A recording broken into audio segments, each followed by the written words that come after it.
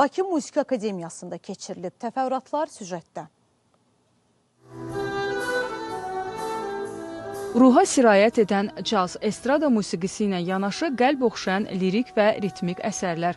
Ruhumun Səsi adlı konsert proqramında qonaqlar yerli və xarici bəstəkarların yaradıcılıqlarından müxtəlif nümunələr dinlədilər. Bakı Musiqi Akademiyasında keçirilən musiqili gecədə bəstəkar, əməkdar müəllim Lalə Cəfərovanın əsərləri də səsləndi.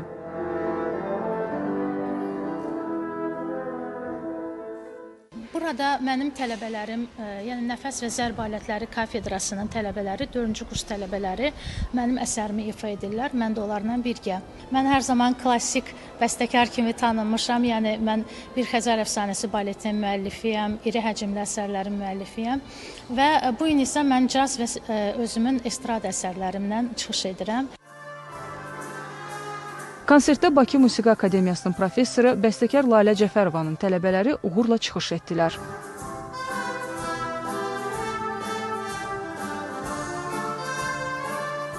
Çox gözəl konsertimiz keçdi. Burada mən özüm də müəyyən əsərlərdə ifa elədim. Əsasən də duet olaraq müəllifin xatirə poeması əsərində ifa elədim.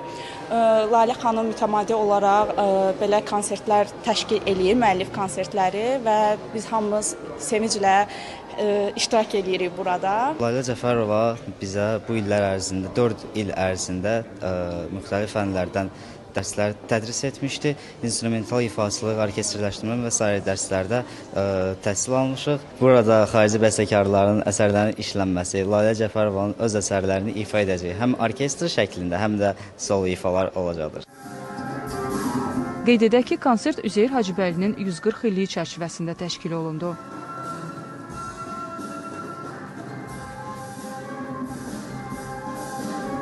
Gülarə Quliyeva, Novruz Kazımov, Sevgi Əlizadə, Səbinə Bayramova, Mədəniyyət xəbərləri. Azərbaycan opera musiqisi